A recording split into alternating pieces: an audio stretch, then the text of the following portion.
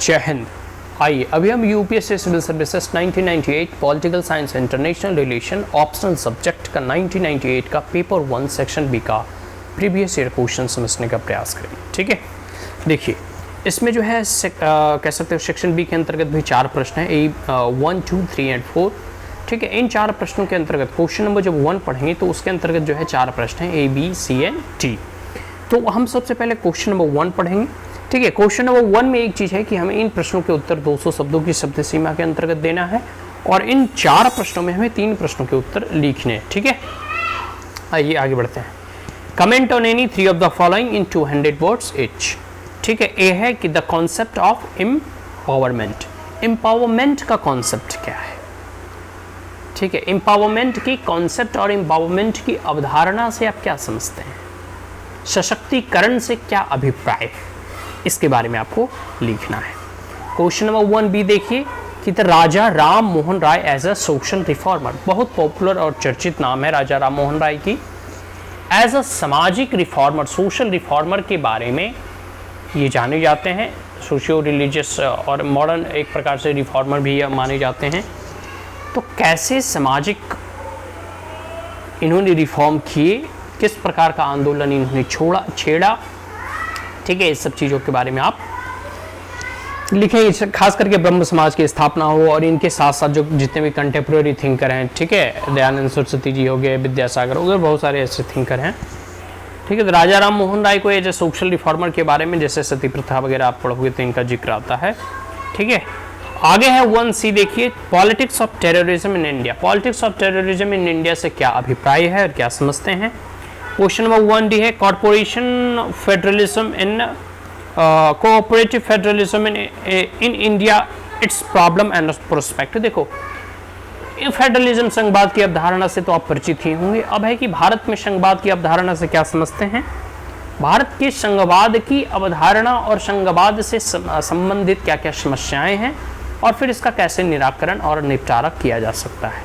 कई बार देखो सेंटर और स्टेट गवर्नमेंट में कॉन्फ्लिक्ट होते रहते हैं, विवाद होते रहते हैं, न्यूज वगैरह में सुनते रहते हो। जैसे दिल्ली का ही आप देख लो, लेफ्टिनेंट गवर्नर और दिल्ली के सीएम में जुबानी जंग हमेशा चलती रहती है। ठीक है, अब क्वेश्चन नंबर 2 देखो कि discuss the structural functional analysis of politics. आपको जो है ये डिस्कस करना है कि कैसे structural functional analysis of politics है। देखो, स्ट्रक्चरल फंक्शनल एनालिसिस ऑफ राजनीति का पूरे के पूरे रूप से उसकी जो रूपरेखा होती है और फंक्शनल एनालिसिस करना है राजनीति का। क्वेश्चन नंबर 3 देखिए कि the recent स्पेट of judicial activities, जो तत्कालीन नोक झोंक होती है जुडिशियल एक्टिविटीज का आप देखते रहते हो, created problem for the operation of parliamentary democracy in India, discuss. कुछ नहीं, क्वेश्चन में जुडिशियल एक्टिविज्म की बात कही गई है। ठीक है, तो जुडिशियल एक्टिविज्म आप लोग देखते होंगे कई बार, जैसे कुछ संसद के द्वारा कानून बनाए जाते हैं उसको जो है सुप्रीम कोर्ट जो है रद्द कर देती है। तो सुप्रीम कोर्ट के अपना एक अधिकार है, वो देखती है कि जो भी नियम कानून बनाया गया है वो कोई मौलिक अधिकारों का तो हनन नहीं कर रहा। जुडिशियल रिव्यू का अधिकार है सुप्रीम कोर्ट को भी और हाई कोर्ट को भी। ठीक है, और फिर कई बार जो है कई लॉ को वो अपनी तरीके से इंटरप्रेट करती है। ठीक है, तो ये सब सारी चीज़ें और विवाद हमेशा चलता रहता है। इसमें इस प्रश्न के माध्यम से ये पूछा जा रहा है कि जो रिसेंट, जो तत्कालीन, अब ये 1998 में पूछा गया तो उस परिप्रेक्ष्य में आपको मत लिखना, आप प्रेजेंट कंटेक्स्ट में लिखो कि जो रिसेंट जो अभी न्यूज चल रहे हैं कि किस प्रकार से जुडिशियल ओवररीच या जुडिशियल एक्टिविज्म संसदीय कार्य प्रणाली या संसदीय कार्य क्षेत्र में हस्तक्षेप करते हुए दिखाई देती है या फिर संसदीय कार्य प्रणाली में बाधा उत्पन्न करते हुए दिखाई देती है। तो ये तो चेक्स एंड बैलेंस के मेजर हैं, कभी पार्लियामेंट हावी हो जाता है, कभी जुडिशरी हावी होता है। मुख्यतः हावी होता कोई नहीं है, सब अपने अपने कानून के अनुसार से ही चलते हैं, लेकिन हाँ कभी कभी हमें ऐसा प्रतीत होता हुआ दिखाई देता है। खैर, आपको मालूम ही होगा कि संसद को भी अधिकार है कि जो भी सुप्रीम कोर्ट को के द्वारा पारित किया जाता है रूल्स एंड रेगुलेशन या जो भी ऑर्डर या वर्डिक्ट आते हैं उसको भी लॉ के जरिए और कानून के जरिए उससे पलट सकती है।